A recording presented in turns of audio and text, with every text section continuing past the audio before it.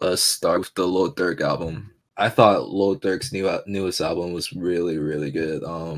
So have you heard his past stuff before? What do you think of him from like the beginning of the drill scene up to now? I think Lil Durk as an artist is really, he's super different. Like what is it called? Why can't I think of it right now? Signed to the Streets was the first project I ever heard by him. Signed from the Streets 1, like the OG one, the one that had "This Ain't What You Want" on it. That was like the first song I heard by him. And like, Yeah. Signed to the Streets is a fucking fire ass mixtape. I did also enjoy Signed to the Streets too. But after that, I kind of dropped off and listening for a while. And I didn't really hear too much about him until around Just 'Cause Y'all Waited 2. Around Just 'Cause Y'all Waited 2, I started hearing more of him. And then all of a sudden, you know, he's on the Drake song. And he just had another feature, right? Other than the voice, he was on the Drake song and he was on some other song. I don't think he was on any like big song or as big as the Drake song anyway. Hot Boy Bling with French Montana, Jack Harlow, and Lil Durk. That was it. Did that do well? It did all right. It did all right. I mean, it's French Montana. French Montana's, let's be honest here. Let's not be childish. French Montana's trash, but he does release shit that people fuck with. Yeah, for some reason. He was also the first big feature that Lil Durk got to. I think it was called L's Anthem. Yeah. L's Anthem was like his first big hit. And I think that was when I first heard of Lil Durk. I don't think back in the day I was like a big Lil Durk fan because the Chicago drill scene. But what I like about that kind of music was like the simple, hard-hitting stuff. What Chief Keef did with Don't Like, and what Lil Durk made was just a little bit more auto-tune. It was like a little bit too heavy on auto-tune. It sounded like T-Pain on the songs. Yeah, I mean, yeah, I agree. Actually, Signed to the Streets 1 was littered with auto-tune. It was crazy. Like, I kind of hate that sound now. Yeah, it's dated at this point. Yeah, it's dated. But it's really dated. But then, like, after, like, 2015, he, like, faded away. I thought he wasn't gonna, like, be as big as Chief Keef or, like, the other guys from that scene. But then I do hear him in, like, features, like, back in, like, 2016, 2017. He appeared on, like, a couple of, like, Young Thug albums as features. And then he appeared on the Lil Baby and Gunna album as a feature on their intro song. He really just like was popping 2013, 2014. He was going crazy, and then fucking 2015 to 2019, he was just gone. He was here and there, like you're saying, like he was here and there. No one gave a shit. I hear more people talking about Lil Durk, and obviously, as you're saying, the voice, and from what I've seen multiple people talking about that album. It's the first time I've seen someone talk about a Durk album since 2014. You know what I think it is? I think it's like in this album, in The Voice, he really latched on to like the lyrics that like Polo G would rhyme with. In The Voice, he doesn't use like his old style. He sounds like he's using like the Atlanta scene auto-tune style along with the Polo G style. I don't know if you hear any Polo G in his new music from the track The Voice that I just showed you, but yeah, it sounds close to Polo G. Yeah. Fucking, you know what he did? Damn, bro, these rappers are they're stealing that fucking. I hate it. I hate that fucking Drake set that goddamn wave of these deluxe editions, these fucking long albums. I knew when Drake dropped. I fucking knew when Drake dropped Scorpion that within a year or two, artists are gonna start following The Voice. He comes out with the deluxe edition, bruh. Like a week or two later. The deluxe was kind of bad. The deluxe was kind of bad. I'm not gonna lie. Oh man, the original was so much better. Much more cohesive. It was Drake did it, and then Drake did the double album, and then Lil Uzi did the deluxe album. That's basically a deluxe fucking album. It's not even a deluxe edition anymore. It's a deluxe album. And then now you got these other artists doing the same fucking thing. It's like, bruh, we don't need fucking 30 songs. Yeah, do you remember the Future albums? Future and Hendrix. Yeah, yeah. They literally released back to back 1 week after another. God I think. damn it. Did that come out before Scorpion or no? You know what? I will literally check right now. Dude, fucking this year alone, if you count, let's just count his album songs. This year alone, he's released, so that's 22 songs, and then this is 28 songs. So this year alone, he's released 50 songs. Who did? Drake? Lil Durk. I truly believe that no artist should be dropping 50 songs in a year. I think Future started that wave. The guy put out like 5 mixtapes in 1 year and became like the biggest rapper in the game. I never understood that. I never understood what the point in that was. Future Hendrix was before Scorpion. Yeah, So Future, we gotta give it to Future. Future It's like- self-titled came out February 17th. Future, then Hendrix came out February 24th. So like a week later. Then we gotta give it to him. He started the whole wave. Yeah, I Like, guess he did. True. He didn't call it a deluxe, but he basically did what everything He really everyone did else start the did. wave. He really did start the fucking wave. I wonder if he released less than Lil Durk that year. Let's see. We're gonna find out right now. So that's 20 songs on Future. That is 19 songs on Hendrix. So we're at 39 songs right now. And then Super Slimy, 39, 49. So he released 3 more songs than Lil Durk. I don't know, man. I feel like that's so unnecessary. It is unnecessary, but do you think they have to do it to compete with like the streaming age? Yeah, you kind of got it at this point, but it's like fuck, dude. Well, you know what? I slightly disagree. I'm gonna tell you why I slightly disagree. I disagree because of Frank Ocean. Mm-hmm.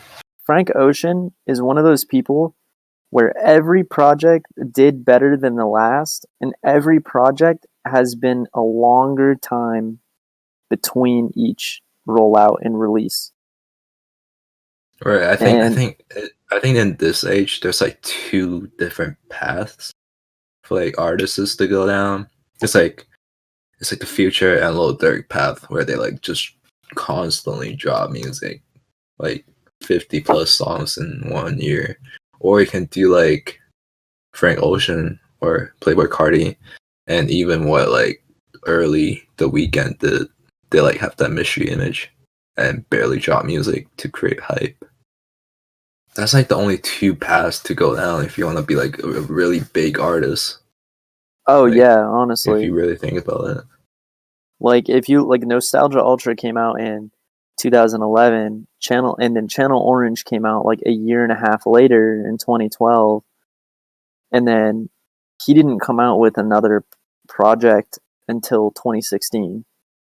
So there was 4 years, like a little over 4 years, and then after that, now it's 2016.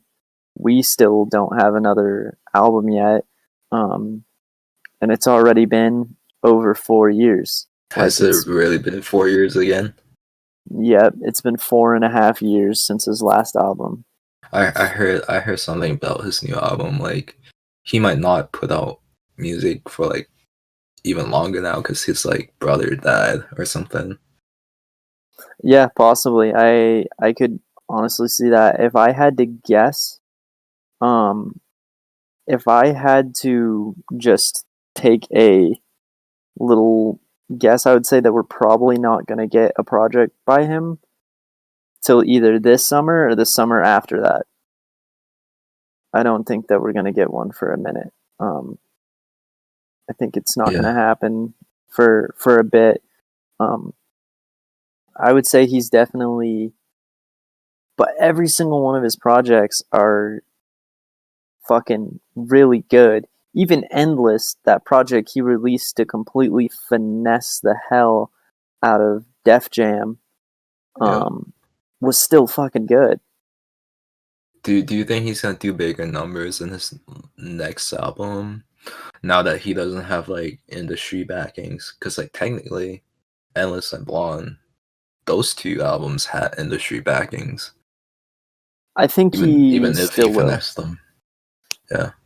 I think that if I had to guess, it's been now in about a week or two, it'll have been 10 years since his first project. So it's been 10 years since Nostalgia Ultra.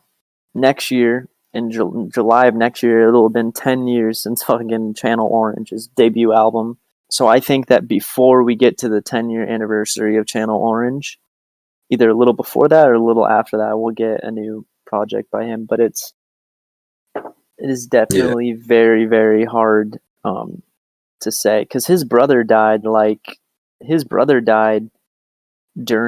the his brother died during 3 weeks before the 4-year anniversary of Blonde. At some point we will get something new out of him. He did release those little singles, but I don't really think he was planning on ever. Yeah, those tracks sounded really different from Blonde and Endless. He released DHL, then In My Room, and then in 2020 he released Dear April and Cayendo. And 2018 he only released Moon River. In 2017 he did release Chanel, Biking, Lens, Biking Solo, and Provider, which did alright. Those songs were fire. Biking, Lens, yo, those tracks were crazy. I think it was going mainstream with those couple of tracks. He had the Jay-Z feature and the Tyler feature on Biking and Chanel. Yeah, he was definitely bringing it. He was bringing it far. He also went on that one song with that really popular EDM producer. I forgot what it's called. He went on a song with the Migos on that EDM track, EDM producer track. Was it Raph? Or was it Slide? Slide by Calvin Harris. Slide. Yeah, Slide was fire. But yeah, I think he was trying to go mainstream between Blonde and now, but I don't think he's gonna go all the way. He's some mysterious guy. You don't know much about Frank Ocean. I think he's super down to earth. I think he's just super down to earth, and I think he prefers to stick to himself and what he wants to do, and I fully fucking agree with it, 100%. I fully agree with it. I think he's just a down to earth dude, and I respect him for that. And I think his artistry is absolutely amazing, and I think that he really holds a candle to the idea of fucking creating something better than your last. And really, he's a crafter. He crafts. I feel like he doesn't go into a studio with this idea of, okay, this album, it's going to be 10 songs and it's going to be like this. I think he really crafts something, fully crafts an actual project. I think the only project that you can really say by him that was just a classic project was Nostalgia Ultra. Everything after that was an experience of a fucking project and just better than the last. I'm definitely excited to see what the future holds for Mr. Next, Lil Skies. Yep. Speaking of a down-to-earth artist, I think he went really down-to-earth on this one. You tell me what you think first. I think you like this album more than I did. I fucking love this album. I think when Lil Skies first dropped, I was definitely worried. When I listened to Red Roses when it premiered on Lemonade, whatever the fuck it is. Lyrical Lemonade. I followed him from that point on. I didn't like Signs of Jealousy, which was the next thing he came out with. I didn't like Lust either. And then Nowadays, I was like, okay, I think that he could really do something here. And then he dropped, fucking Life of a Dark Rose. Life of a Dark Rose fucking hit for me. Like, I was like, damn, he really, like, at least 9 or 10 songs on this are fucking fire as fuck. And he's fits that category of a, like, just a little SoundCloud rapper type guy, but he was not a SoundCloud artist at all. His lyrics, and his flow is like much more like advanced than like the typical SoundCloud rapper, in my opinion. Oh yeah, even his melodies and just how he puts together projects. Like, that mixtape, Life of a Dark Rose, was more than a fucking mixtape. It was more than just me listening to, Lil whatever the fuck with, a fucking 20 song mixtape off SoundCloud, or like that they put on iTunes, just all very generic and the same. It really was clear, concise. It all flowed together. The beat selection was nice. I could tell he was really putting something together, and that really fucking shined through on Shelby. Yeah, Shelby fucking hit. I felt like what he tried to do on Life of Dark Rose really came together on like Shelby, like the auto tune and like the reverb. He like really perfected it in Shelby. Oh my god, dude! Like, Shelby, when I first put that on, Bad Girls, Breathe, and then fucking you get hit with that slapper Nowadays Part 2. That fucking was an amazing 4-track run. Flooded was Blue Strips was and then you got Stop the Madness, amazing. Okay for Now, amazing. When I'm Wasted, amazing. Mansion, not too much of a fan. And then these last 4 tracks, Through the Motions, High and Lows, Name in the Sand, he really got into the more emotional. I really heard like a vulnerable side of him. And then No Rainy Days was such a fucking banger. Like, it was such an amazing way to close out that fucking album. I was truly blown away when I fucking heard it. I was like, okay, I maybe didn't think he was here to stay. After Life of a Dark Rose, I thought he was good. I didn't think he was going to be around by 2019. But then hearing him drop that, and I noticed something too. They were both formatted the same. And I thought that was neat. And I really hope that format, he stuck. What do you mean? Like, Welcome to the Rodeo and I have a lot of similarities. They're fucking hard hitting, and they're perfect intros. He, in the Nowadays and No Rainy Days, are both just like bangers to end it. They're both 14 songs. Both 14 songs. They both have the same ratio of melodic emotional to going hard type shit, and they both keep that hard ass intro, hard ass outro, and that's where it came clear and concise. And then we hit Unbothered, and Unbothered, 14 songs, hard ass intro, hard ass outro, perfect mix of emotional and fucking going hard. And I would say his beat selection and experimentation on this went so fucking hard. Like, Fade Away and Take 5, amazing. Excite Me was trash. I don't know why I put on there. I think he just put it on there to get that Wiz Khalifa feature, because obviously Wiz Khalifa is from Pennsylvania, but was not a fan of that. But then Having My Way, Okay, Dead Broke, On Site, all those songs are just straight bangers all the way through. Think Deep, Don't Sink. Okay, not a was fan crazy. of. Okay was I thought insane. Okay. He never.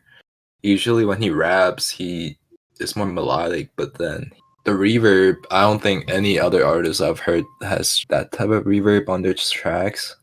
And that beat just fucking rough. It was nice. It fucking hit. It slammed. Like, the bass, it was just like the dude just fucking layered the bass on that thing and just straight shot.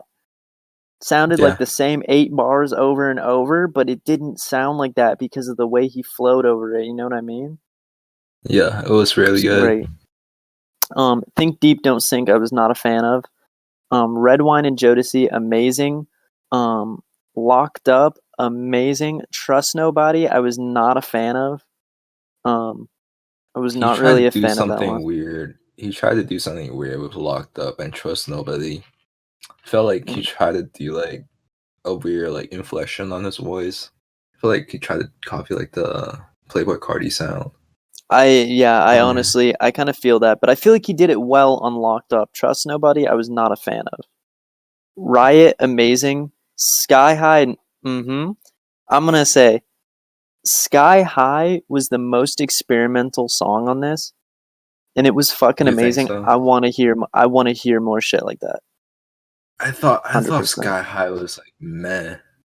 If, like Really, I felt like he tried to catch the same vibe that Red Roses gave off. I feel like following 2 tracks where he tried to like, experiment more. I feel like he's just going back to the same place.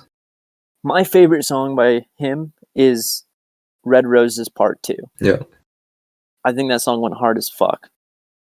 And I would love to hear more Red Roses Part Two and Sky Highs. And but I do see what you're saying.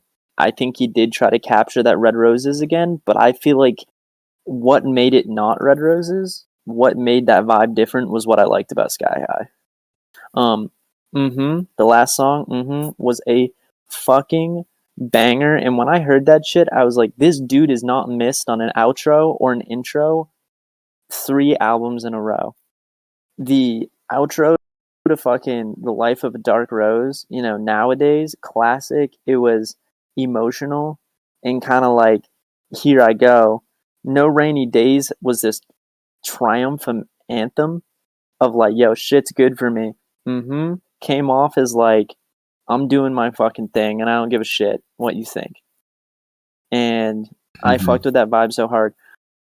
What I am gonna say though, he's gotta keep his relevance after this.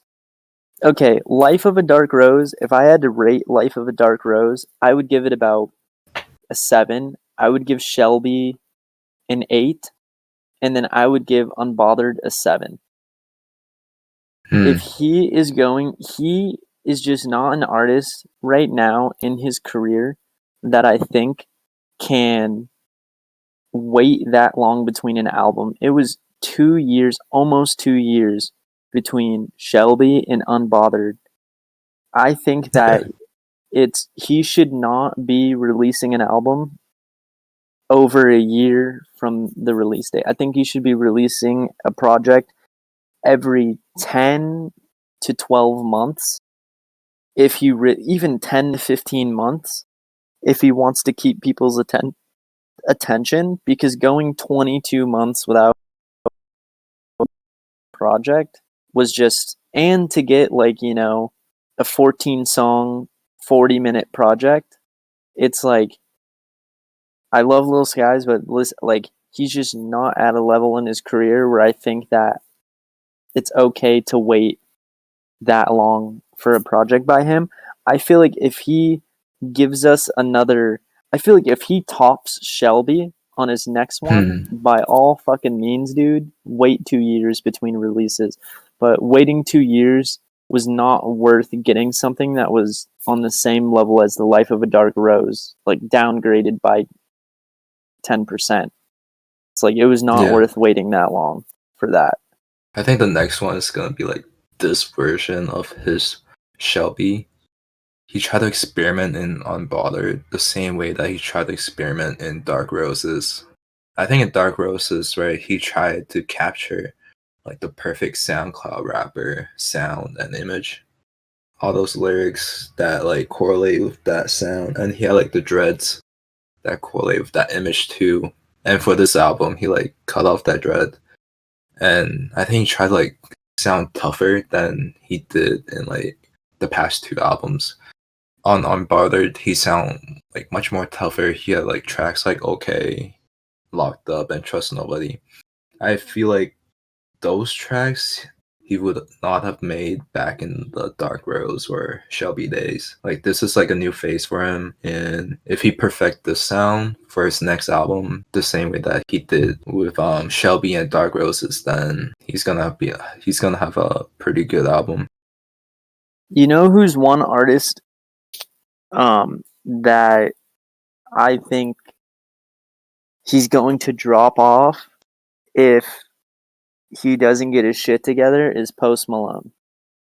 He gave us Beer Bongs and Bentleys, amazing album, a perfect follow up to Stoney, and then he gave us Hollywood Bleeding, this fucking trash album that had half the songs either leaked or released as a single before the release of it, and it had soundtrack songs on it, and it just was not a good project, and it was such a downgrade from the rollout and presentation of Beer Bongs and Bentleys.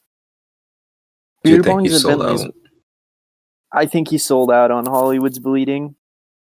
I think that he was spending too much fucking time in LA and spending too much time around people that were not there for him and not good for him. 100%. I think he's a real dude. I think he's always kept it real. And I really had expectations for him that he can be on the level of Drake. I mean, he beat Drake in streaming, I'm pretty sure, for 2019.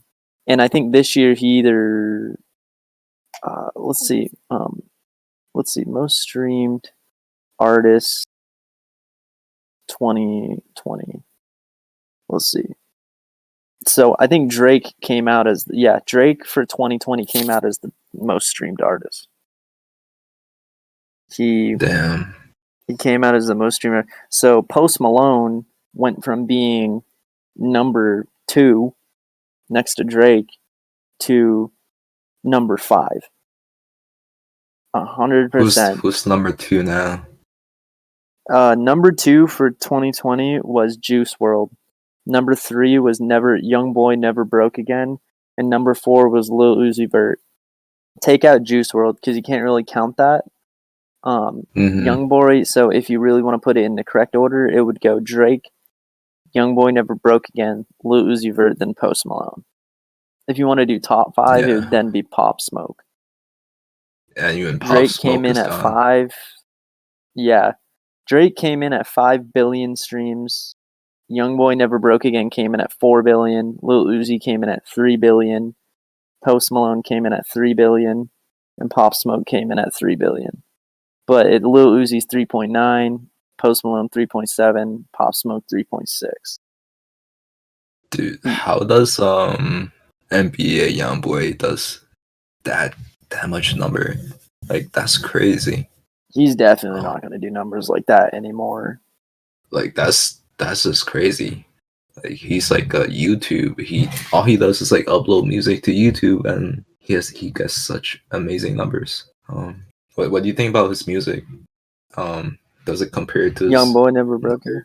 Is it comparable? Not at all.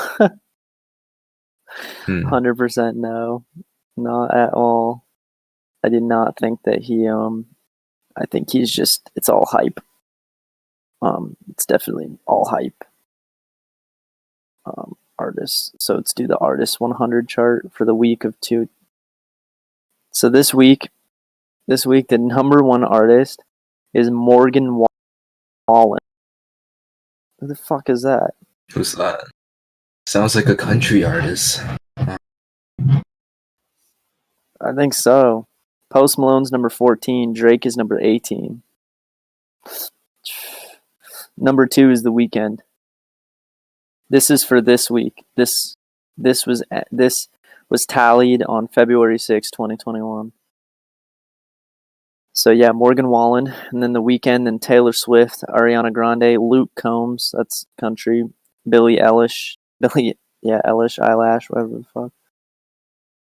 Yeah, what surprised me about that list was Juice WRLD was number 2 and Pop Smoke was number 5, right? They're both dead. Why do you think they are still able to get like such amazing numbers.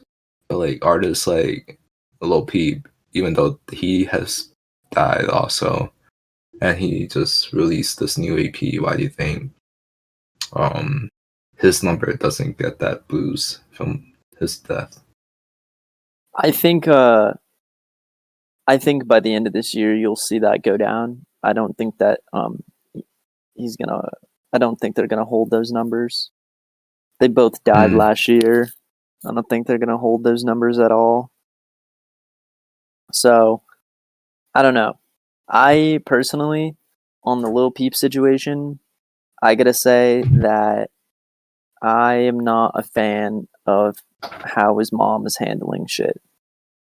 You think so? I think he's doing much of her mom's or his mom is doing like a much better job compared to like, let's say, XXX. Yeah, she did do a better job. She did do a better job than XXX, but I will say that there's a lot of some big what ifs and a lot of. I feel like I like the idea better that they're re-releasing stuff by him, rather than doing shit. But I thought the Everybody's Everything compilation was kind of a bad move on their part. Personally, I thought it was a bad move.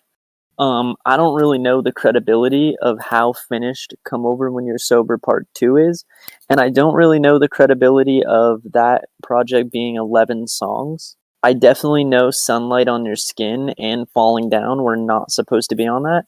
And I also know that I've seen a lot of people saying that that project was supposed to be 7 songs, exactly like Come Over When You're Sober Part 2. I meant Part 1. He and McConan was supposed to have like a whole album together. They like took that album and like spliced it apart to make like Falling Down and the Fall Out Boy song. Yeah, fuck that. I was very irritated by that. Like when I saw that it was 11 songs, I was like, okay, I definitely remember multiple people saying that it was only supposed to be 7. Another thing too was that Come Over When You're Sober Part 2 is supposed to be released, I think, 6 months after Part 1. There was some report of it. It was supposed to come out Valentine's Day 2018. And when did it actually come out? It was released on November 9th, 2018 with 11 songs.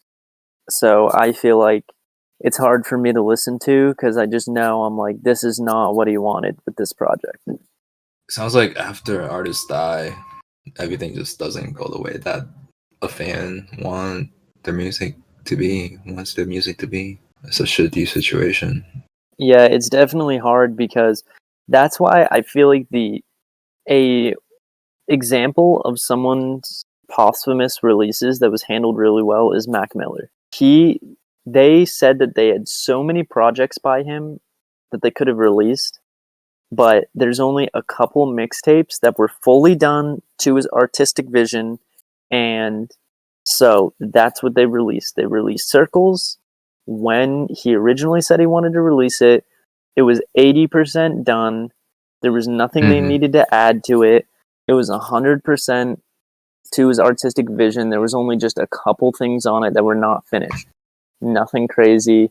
So, and the producer who worked with him on it closely finished it up for him and released it.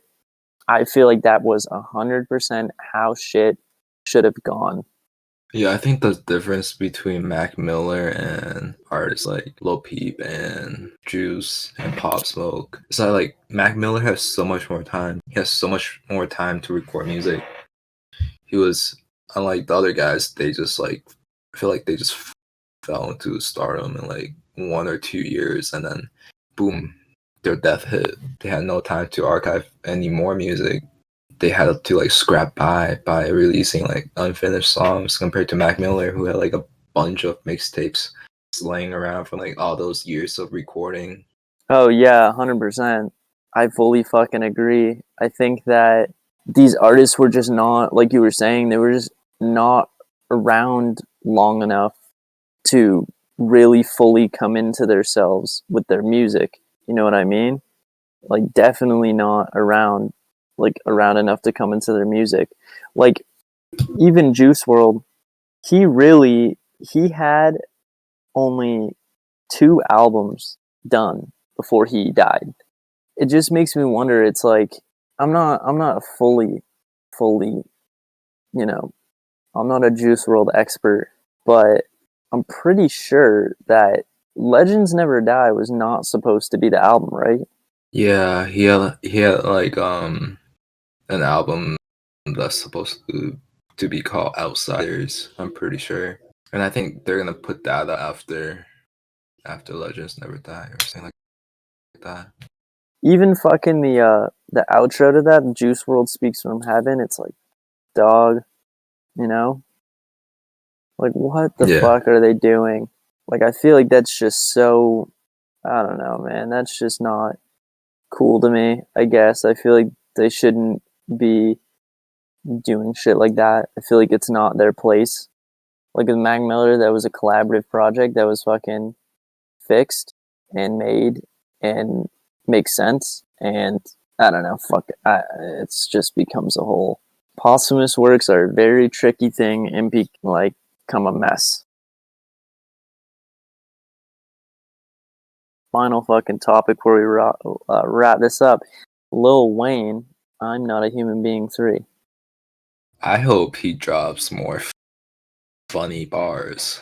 That's what I'm expecting from him. Because I Am Not a Human Being Part 2 was like the funniest shit back when I was listening to that. Yeah, honestly, I'm Not a Human Being 1 was fire. I'm Not a Human Being 2 was and based off Carter 5 Deluxe and Funeral, I don't really know how the fuck I'm feeling about another album by him. I like Funeral, but Dedication 6 and No Ceilings 3, I think. I don't know about those two. Mixtape Lil Wayne is supposed to be really good. I feel like he always drops like a I Am Not a Human Being album after the mixtapes. I feel like that's how he always drops them. I'm pretty sure he dropped I Am Not a Human Being Part 2 after Dedication 4 really showed me what I Am Not a Human Being Part 2 sounded like. And from what No Ceilings Part 3 and Dedication 6 sound like right now, I don't know how I feel about him dropping a Part 3 to that album. Lil Wayne's a lost cause at this point. I love Lil Wayne. I'm a huge fan. It's like the first rapper I ever started listening to. But my god, he is a lost fucking cause at this point. Truthfully, it was right after Dedication 4. I don't know what happened to him between Dedication 4 and I'm Not a Human Being 2. He just hit the shit wall very hard. He really fucked it. Dedication 5 was trash. Sorry for the Wait 2 was trash. Free Weezy album was trash. No Ceilings 2 was fucking trash. Collie Grove, this album everybody waited for forever, was trash.